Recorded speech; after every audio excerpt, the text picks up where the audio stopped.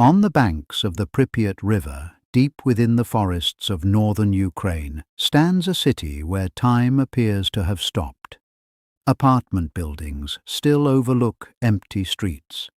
Classrooms remain frozen in the middle of forgotten lessons. Children's toys rest exactly where they were left, slowly fading beneath dust and sunlight. This is Pripyat. Built to represent the future of the Soviet Union, it was young, modern, and full of optimism. Nearly 50,000 people called this city home, believing they were helping build a better tomorrow. They had no way of knowing that, in just a few hours, their lives and the world would change forever. 40 years earlier, this same hallway echoed with footsteps instead of silence. The first residents were already leaving for work as the city slowly woke beneath the rising spring sun. Children hurried to school carrying heavy backpacks, while parents prepared for another ordinary Friday. Pripyat was one of the youngest cities in the Soviet Union. Barely 16 years old, it had been built to serve the nearby Chernobyl nuclear power plant, attracting engineers, teachers, doctors, and skilled workers from across the country. To those who lived here, the power station represented progress, stability, and a future filled with opportunity. No one imagined that tomorrow, almost every home in the city would stand empty. Just 3 kilometers from Pripyat, 4 nuclear reactors supplied electricity to millions across the Soviet Union. To the engineers who worked there, the plant was a source of pride. It represented decades of scientific achievement and the promise of a future powered by peaceful nuclear energy. On the evening of April 25th, Reactor number 4 was scheduled for a routine safety test. Similar tests had been performed before. Nothing about that Friday suggested history was about to change. Yet inside the control room, a series of small decisions had already begun to steer the reactor toward disaster. The safety test was originally scheduled to begin during the afternoon of April 25th. To perform it safely, reactor number 4 first had to be gradually reduced from full power. But before operators could continue, an unexpected request arrived from the regional electrical grid. Demand for electricity remained higher than expected. The reactor was ordered to keep producing power for several more hours. The test was postponed. It seemed like an ordinary operational decision. In reality, it quietly placed the night shift in charge of a test they had never expected to perform. Late that evening, operators finally resumed the planned reduction in reactor power.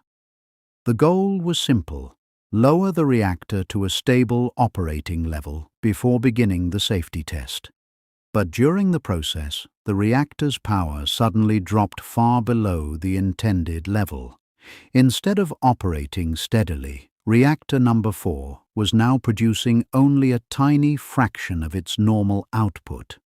The test should have been cancelled. Instead, determined to complete their assignment, the operators attempted to raise the power again. It was a decision made under pressure, one that unknowingly pushed the reactor into an increasingly unstable condition. To restore the reactor's power, operators continued withdrawing control rods from the core. Normally, these rods slowed the nuclear reaction, keeping the reactor stable. Removing too many of them reduced the reactor's safety margin. The operators believed they still had control. What they could not fully see was that the reactor itself had become increasingly unstable at low power. Deep inside the core, conditions were changing in ways the instruments could not fully reveal. The stage was now set for disaster. At 1:23 in the morning on April 26, 1986, the delayed safety test finally began. The purpose was to measure whether the spinning turbine could continue generating enough electricity for a few moments after power was disconnected. If successful, those extra seconds could keep vital cooling pumps running until emergency generators started. It was a reasonable question. But reactor number 4 was no longer operating under normal conditions. Unknown to the operators, the reactor had become dangerously unstable. The countdown had already begun. At 1:23:40, the test was coming to an end. The turbine was slowing exactly as planned. Believing the experiment was complete, the shift supervisor ordered the reactor to be shut down. An operator pressed the AZ5 button. It was the reactor's emergency shutdown system. Under normal conditions, inserting every control rod into the core would rapidly slow the nuclear reaction. But reactor number 4 was no longer operating under normal conditions. Instead of stabilizing the reactor, the shutdown triggered a sudden surge in power. No one inside the control room realized what had just begun. The rise in power was almost instantaneous. Within seconds, reactor number 4 surged far beyond its design limits. Fuel channels ruptured, steam pressure built with tremendous force beneath the reactor. Then, at approximately 1:23:44, a massive steam explosion tore through the reactor vessel. The force lifted the 2,000-ton upper biological shield, ripping apart pipes, fuel channels, and machinery inside the reactor building. For a brief moment, no one inside the control room understood what had happened. Many believed a steam pipe had burst. The truth was almost unimaginable. Minutes after the explosion, emergency calls began reaching the Pripyat Fire Department. The reports described nothing more than a fire at the power station. No one mentioned radiation. No one warned that the reactor itself had been destroyed. Within moments, firefighters climbed aboard their engines and raced toward the glowing skyline above reactor number 4. They believed they were responding to an ordinary industrial fire. Instead, they were driving directly into the most radioactive disaster in human history. Fire Engine 17 was among the first to arrive. The firefighters immediately began stretching hoses across the damaged plant, searching for the source of the fires. The explosion had scattered pieces of the reactor across rooftops, roads, and walkways. Most appeared to be nothing more than broken concrete or dark blocks of stone. In reality, many of those black fragments were graphite from the reactor core itself. Without protective equipment, the firefighters walked among them, completely unaware of the invisible danger beneath their boots. Just 3 kilometers from reactor number 4, the city of Pripyat remained asleep. Nearly 50,000 people lived there. Engineers, teachers, doctors, factory workers, young families raising children in one of the Soviet Union's newest cities. Inside apartment building A, alarm clocks had not yet begun to ring. Curtains remained closed against the cool spring night. Outside, the streets were silent. Above the city, an invisible cloud drifted quietly through the darkness.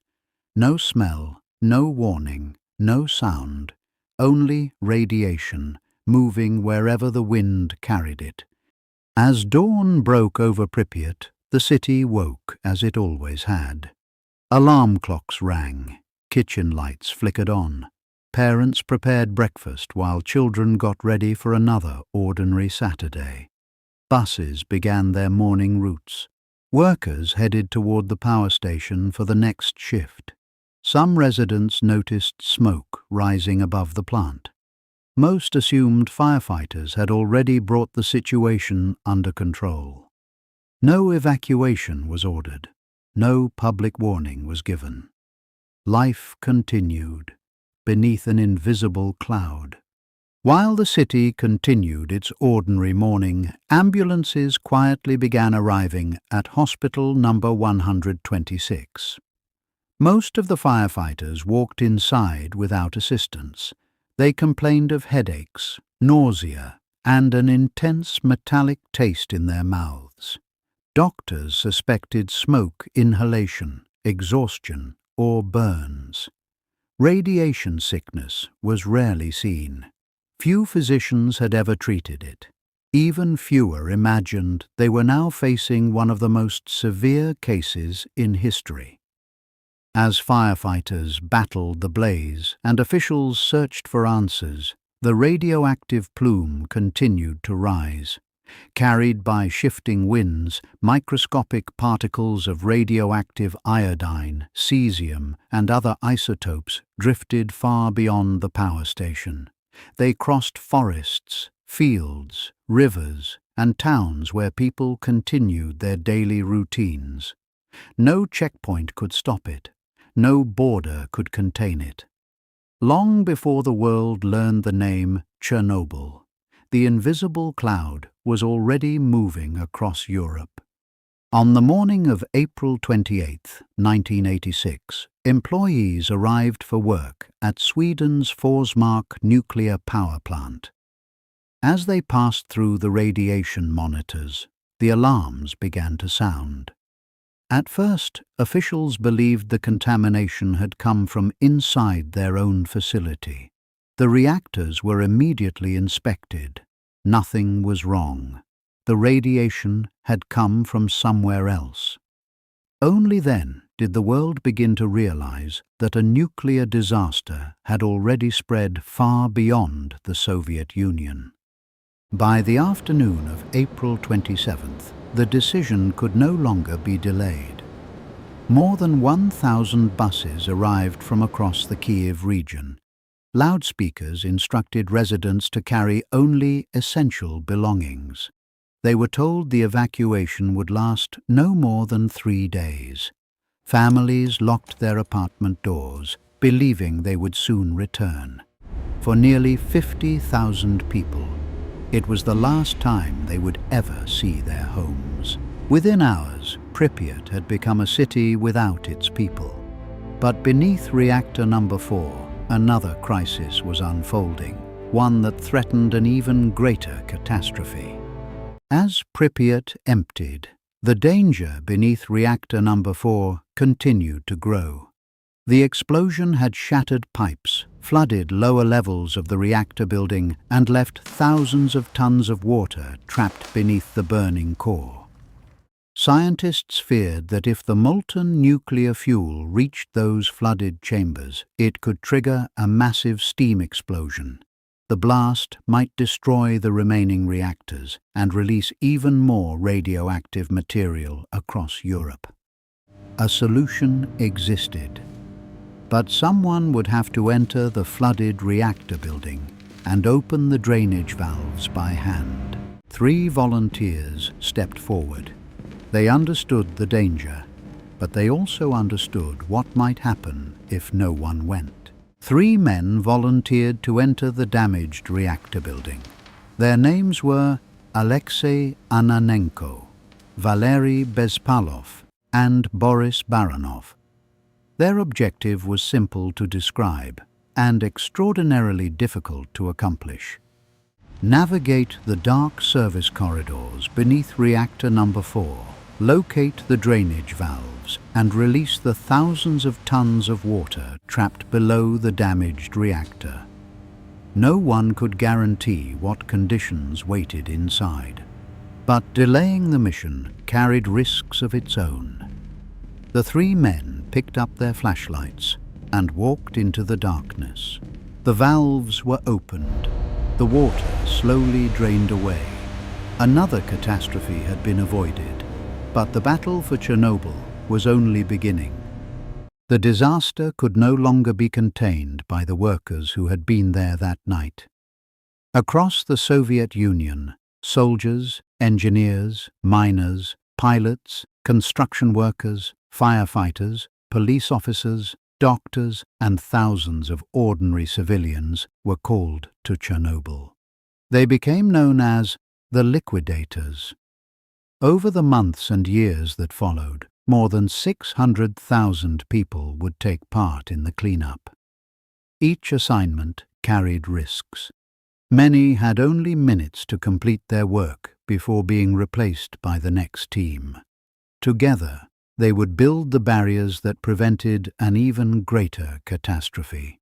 Machines were sent first, but some places were simply too radioactive, even for robots.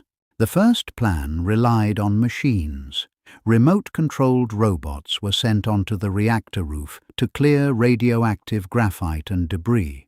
Some had been built inside the Soviet Union. Others were supplied by Western Europe. But the radiation surrounding Reactor Number 4 was unlike anything the machines had been designed to withstand. Electronic systems failed. Cameras went dark. Motors stopped responding. Technology had reached its limit. If the roof was to be cleared, people would have to do it themselves. They would become known as the bio-robots. Each man would have less than 2 minutes on the roof before the next team took his place. Every mission began the same way. The route was explained. The time limit was repeated. Run onto the roof. Throw the radioactive graphite back into the destroyed reactor. Do not stop.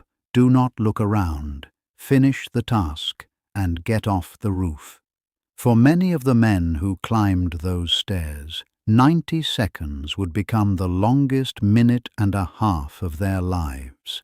Day after day, team after team, the roof grew clearer. But another challenge now stood before the Soviet engineers. They would have to build a structure around a reactor that was still dangerously radioactive. The reactor could not remain exposed. Every day, wind carried radioactive dust into the surrounding landscape. Rain threatened to wash contamination deeper into the environment. The Soviet Union ordered the construction of an enormous steel and concrete shelter around Reactor Number 4. It would become known simply as the Sarcophagus. Built under extraordinary conditions, the structure rose piece by piece around a reactor that remained dangerously radioactive. Just 206 days after the explosion, the shelter was complete. The reactor was sealed, but Chernobyl itself would never truly be closed. Beyond the fences, nature was beginning to reclaim a city that people would never again call home. The people never returned. Within days of the evacuation, Pripyat became one of the newest ghost cities on Earth. Homes remained exactly as they had been left. Photographs stayed on family shelves. Classrooms waited for students who would never finish their lessons. Nature, indifferent to history, slowly reclaimed the city. Today, the silence tells the story better than words ever could. Yet beyond the abandoned city, another race against time had already begun. The shelter built in 1986 was never meant to last forever. The emergency shelter had done its job. It contained the destroyed reactor and reduced the release of radioactive material into the environment. But it had never been intended to last forever. Built under impossible conditions, the structure contained thousands of tons of steel and concrete assembled in remarkable haste. As the years passed, weather, corrosion, and time slowly weakened the shelter. Engineers faced a difficult question. How do you rebuild a structure without exposing workers to the reactor beneath it? Instead of rebuilding the old shelter, engineers imagined something the world had never attempted before. Construction began far from the damaged reactor. Piece by piece, the largest movable land-based structure ever built took shape.